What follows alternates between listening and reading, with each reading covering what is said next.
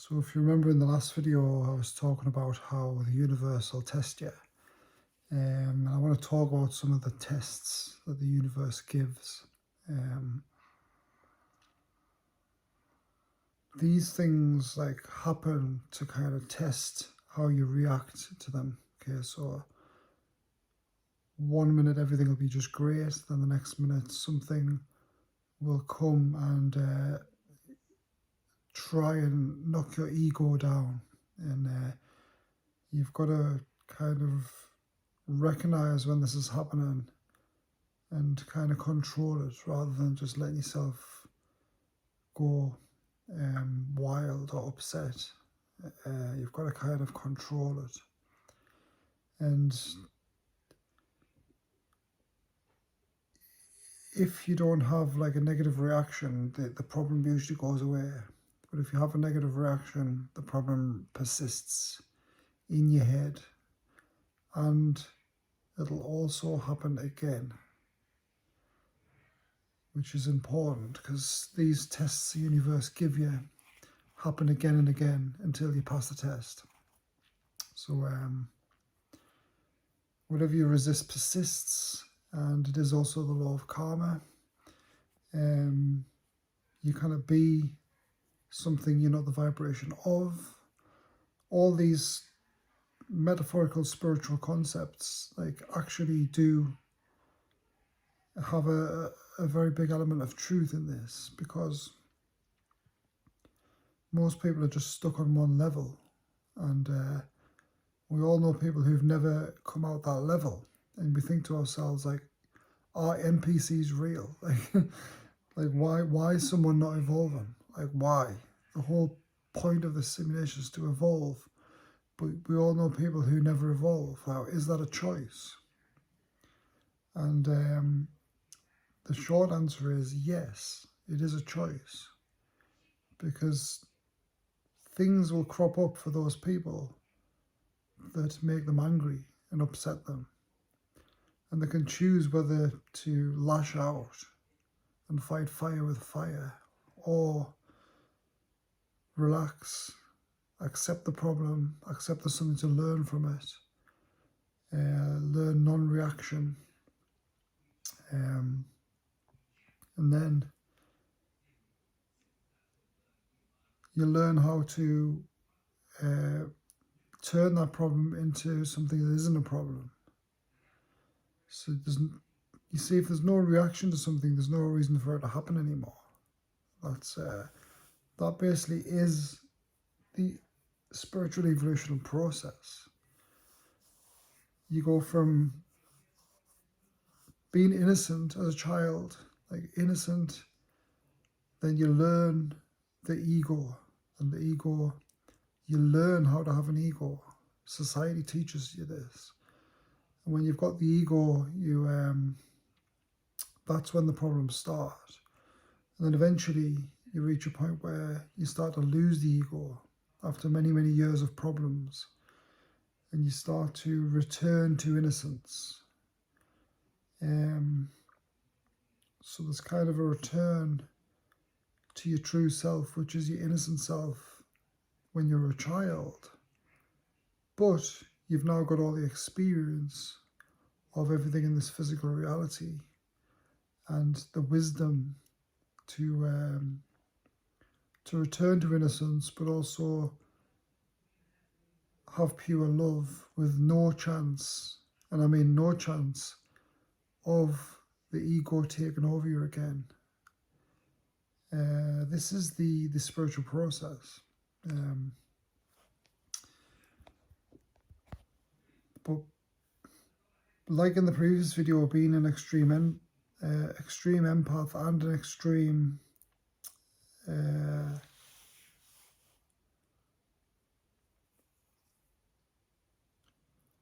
introvert creates this necessary process to evolve everything, to improve yourself, to pass the tests. Because basically, if you don't,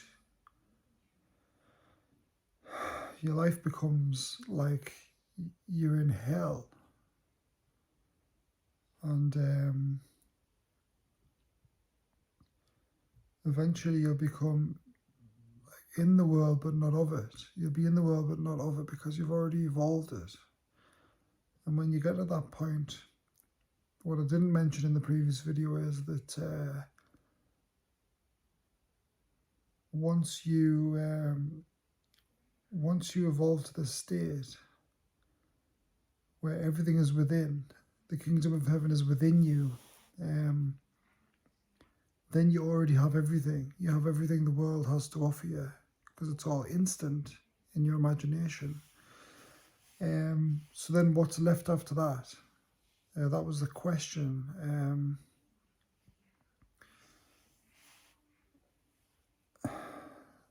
I think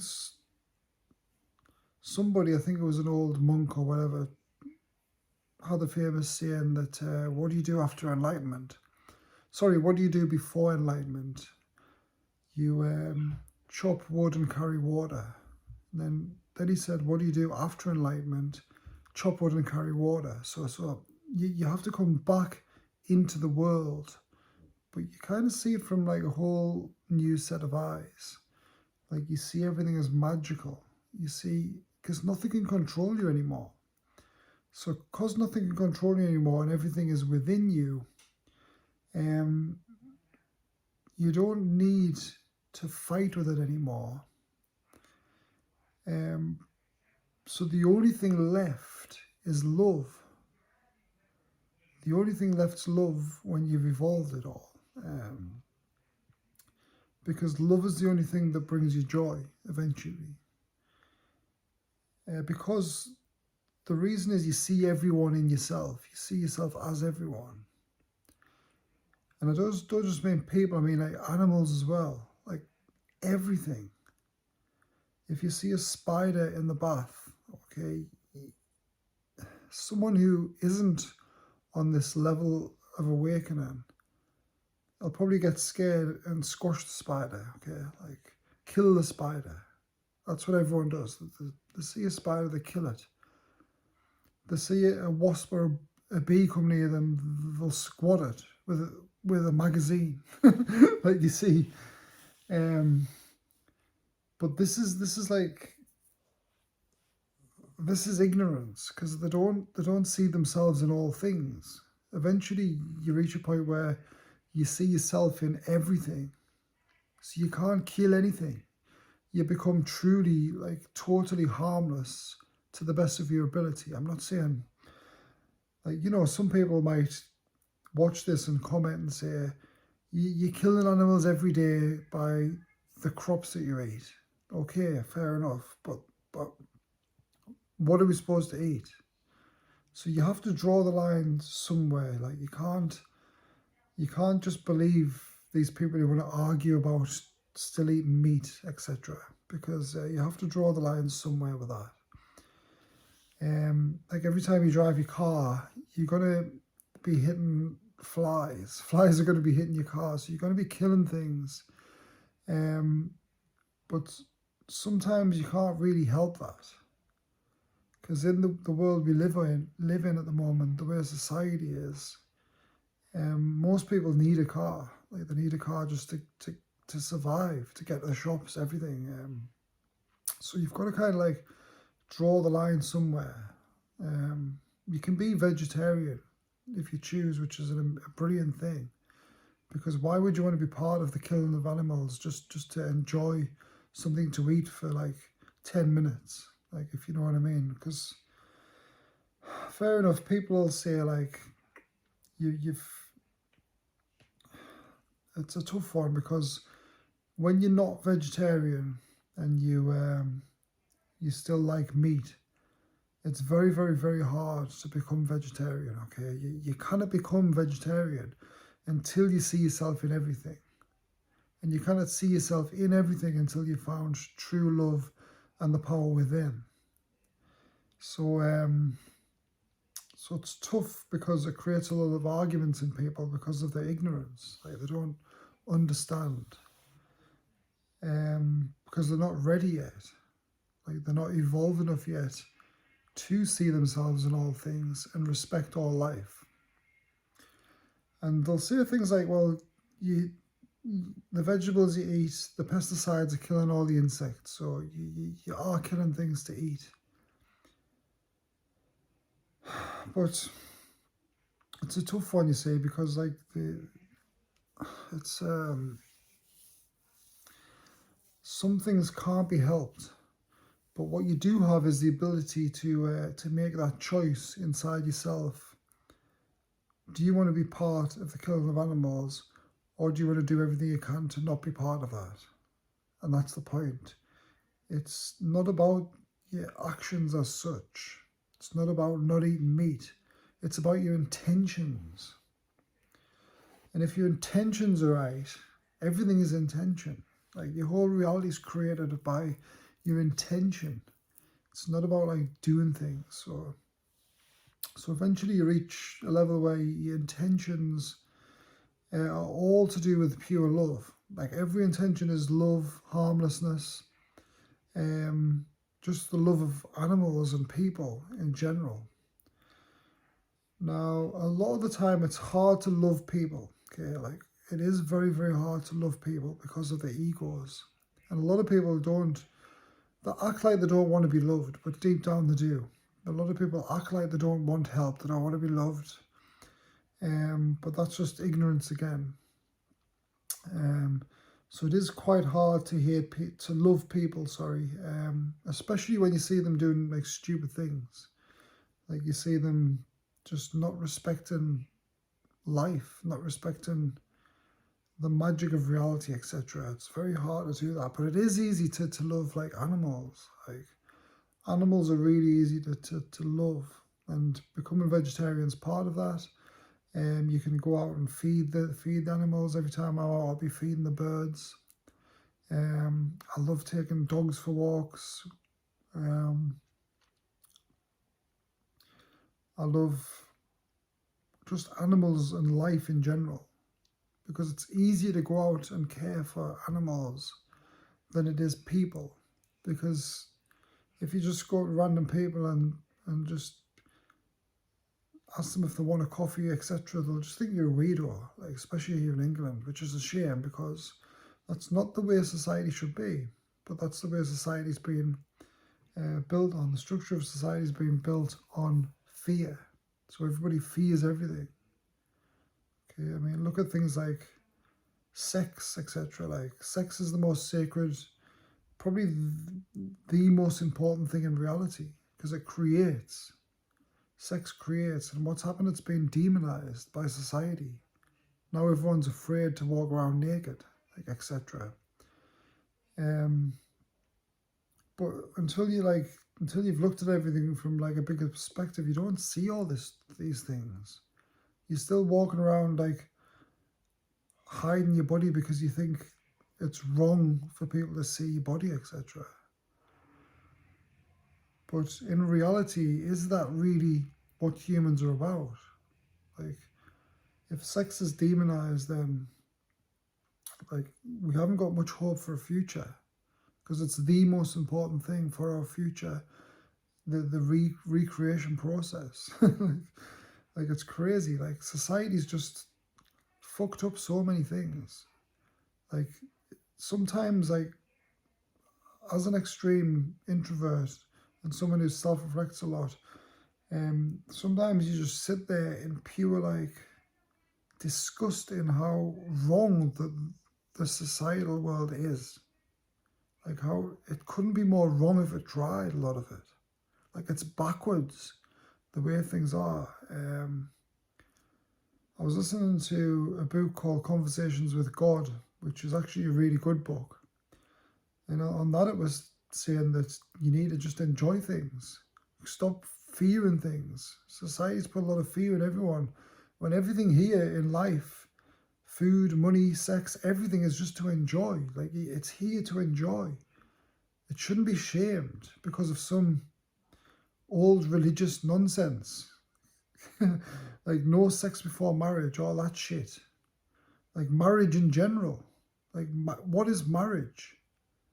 A religious construct based on insecurity. Like, so the first thing well, one of the main parts of the awakening is to actually to unlearn everything you've learned. Like everything you've learned since you're a child, you have to unlearn it all, because very, very, very, very small amount of it's true. Like the majority of it's absolute bullshit. So that's like a massive part of the awakening, which you guys probably already know this, but if you don't know this, then think about it. Like meditate on this, self-reflect. You really have to unlearn everything you've been taught, because most things you've been taught is absolute bullshit. And society couldn't be more wrong if it tried with a lot of things. But like going back to the extreme introvert thing, that comes with a lot of challenges as well. Like, and one of the hardest challenges is society when you're an introvert, because you just constantly observing. You observe everything, and you see all the faults in society. When you're out, like, you see all the faults, and it angers you. You can't do anything about it. You've just got to sit and watch. You just got to sit and watch it happen, because if you say something, you're just classed as weird, because nobody's ready for the truth. Like, nobody can handle the truth. I don't know what it's like for you guys wherever you live, but here in England, it's so far gone. Like, the government's so bad now that every single day there's just some more bad news. Bad news, bad news. The economy this, more charges for this, prices going up for this and that. New law coming in where you can't do this. Like, this is what it's like.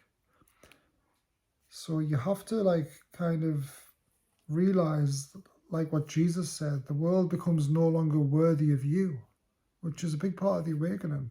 Eventually the world doesn't become worthy of you. So you've got to step out of that shit. Step out of everything in society, unlearn it all, and just start like creating your own rules. You have to create your own rules eventually. And if you say this to someone who's like still asleep or still unconscious to all this, they'll be like, well, you can't make up all your own rules, because rules are here for a reason, to keep people to keep people in check. Yes, if you're on that level of awareness. But when you're on a higher level of awareness, of course you can create your own rules, like eventually, because all the rules you create are going to be harmless. See, so there's no need for rules in the first place. Rules just for people who haven't awakened to all this yet.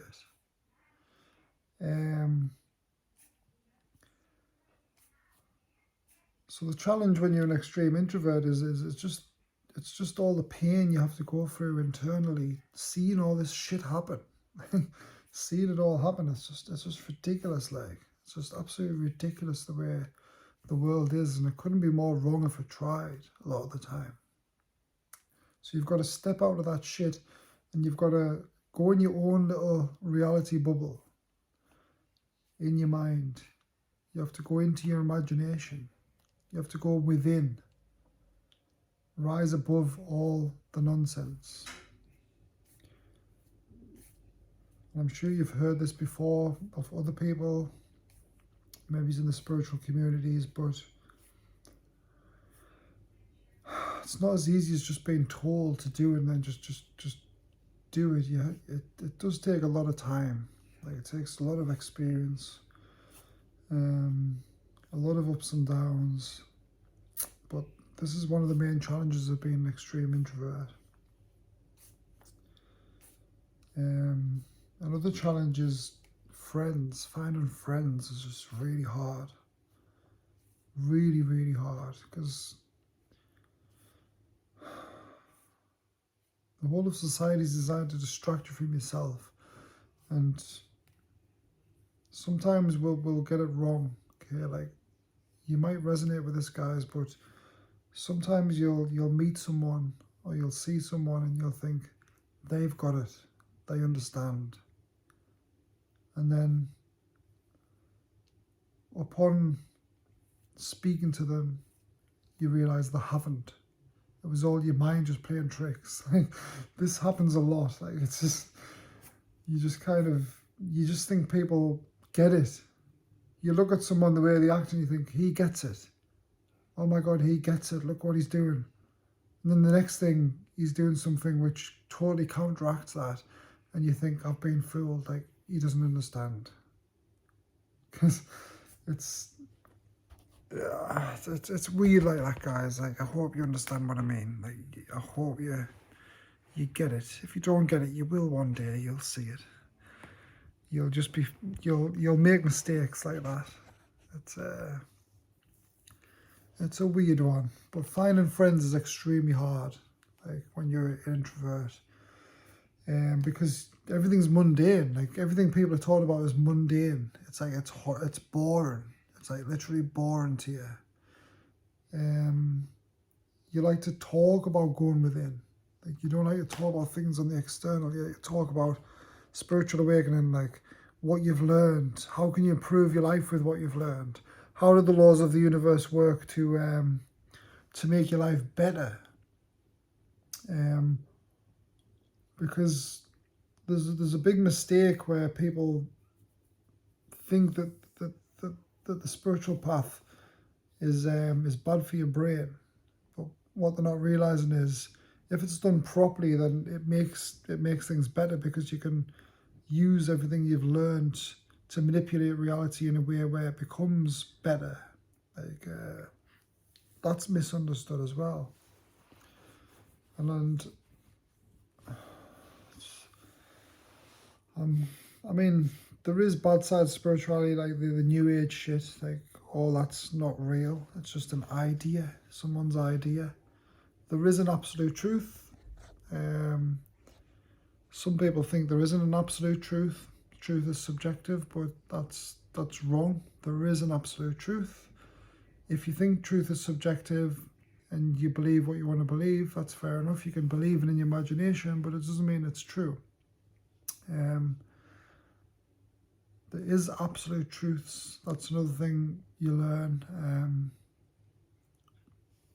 There is a real spirituality and there's a fake one. The real one is truth. And someone will say, well, what is truth? How do you know what truth is? Truth is something which cannot be unproven. Okay, like, so if someone like came to me and said, well, I believe this, like, I've got this spirit guide, etc. I believe what I've been told of these new age spiritual gurus, etc. I'll be like, well, can you prove that? And truth is that can be proved over and over again forever. Okay, if someone said to me, well, how do you know this is true, this law of the universe you talk about, Lee, like, how do you know that's true? I can prove it's true. I can say, go out and do this and you'll see. Whereas with nonsense spirituality, it cannot be proven. It's just an idea. So there is absolute truths. But yeah, I basically just wanted to like talk about like just some of the challenges you have being an extreme introvert. It does have its good side. Don't get us wrong, because everything has a good side as well. It depends how you want to look at it, but there is a lot of challenges involved in it as well.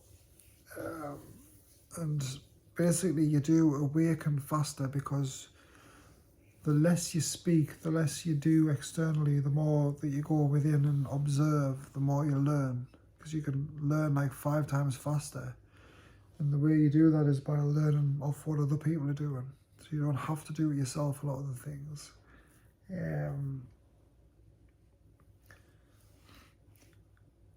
But yeah, you eventually realise, like I said in the last video, everything's within. It's all in your imagination. So eventually you can just create any state you want. And that is the true enlightenment. Okay, you're no longer bound to the physical reality anymore. You can be in the world but not of it.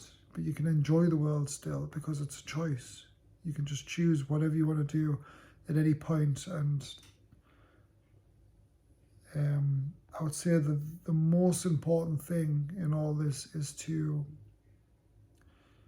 follow your highest joy at all times, every day. Like, literally. every second of the day, just think to yourself, what would bring me the most joy right now, and just go and do that. And when that's finished, what would bring me the most joy right now, go and do that. This is how you need to live your life, because if you do this, then you're never going to be stuck in the mud anymore, type thing. It's just going to keep excelling, and everything that you're meant to do in this reality and learn is going to come quicker that way. And that's true enlightenment. Okay, like enlightenment's not some monk going up in the mountains and meditating for 10 hours without thinking. Like, that's not enlightenment. That's just an extreme individual doing something that they've been taught how to do. Like, it's nothing to do with the enlightenment. So don't believe any of that shit either. Like, enlightenment is being in this world, living in it, but living in it with pure joy, based on the knowledge of the universal laws. Like, that's real enlightenment, and true enlightenment is love. That's where it all leads to, because when you've got all this power, like, the only thing left is love. Like, you're not going to manipulate people or like do bad things anymore, because it's just where's it going to get you? It's just going to create negative karma. And once you understand how karma works, why would you want to create more negative karma? The only thing left to do is create positive karma. Like, that's just the way it is, guys. That's the awakening process. And that's the stage I'm at right now. I'm just kind of like realizing how to stay on the positive easier, not let negative things that you can't control kind of put you on a negative spiral, because that happens to us sometimes. Sometimes one negative thing can start a negative spiral, and then that can go on for like days, but you can learn how to just stop that and go back in the positive, and just like I said, just follow your highest joy all the time, and that'll keep you in the positive all the time. And when I say like the highest joy, I don't mean like go and find your dream job. I'm not talking about that. I'm talking about just everyday things. Like, if I'm sitting on this bed right now, that's a point where I can just think, what's my highest joy right now? I'm going to stick YouTube on and watch an old random 80s movie and just fully get myself into it, and just marvel with joy at that world, put myself in that world in the movie. You can choose to do this. Like, these are like the levels of the game. These are the rewards you get for the awakening process. You can put yourself fully into things. It's hard to explain, but I'm sure you guys understand. Okay, like, I'm just saying this, and you guys are probably just resonating with this, thinking, I'm glad I'm not the only one who thinks like this. But that's the whole point. Like, you don't have to learn anything by what I'm saying. Maybe you're just like, oh, I'm just confirming what you already know, which is a good thing as well, because it makes us feel less alone. Because feeling alone is a massive obstacle when you're an extreme introvert. Feeling alone is a tough thing, because, like I said, it's a bit of a paradox, because you cannot be fully alone, but you love your alone time. Like, you need both. You need connection with someone or some people, maybe it's a partner, family, whatever, even good friends. You need that connection as well, because without that you will die spiritually. Friends, it's a tough one, because you can find friends now and again, but they're usually too busy, and it always like kind of ends up like you might meet up with them a couple of times and it just fades out. Sometimes this will happen. Sometimes you'll meet someone who is on your level, and you'll be like, yes, this person actually understands. I'd love to be friends with this person. So you'll try and be friends with them. You'll message them saying, do you want to go for coffee, this and that? Should we go out somewhere, this and that? And then all of a sudden, like, they're just gone. They're too busy. Something's happening in their life which doesn't let it connect. And I've thought about this many times, like, why does this happen? This must have happened like probably 10 times to me. And I'm thinking maybe it's because you're not meant to be like going out with people too much. Maybe we're supposed to be having our alone time, like more than what we would imagine we would like. Because the alone time is what we actually enjoy, and it's what grows us the most. So think about that as well, guys, and just self-reflect on everything. Like, self-reflect, because there is beauty in everything if you look for it. Like, there's beauty in everything.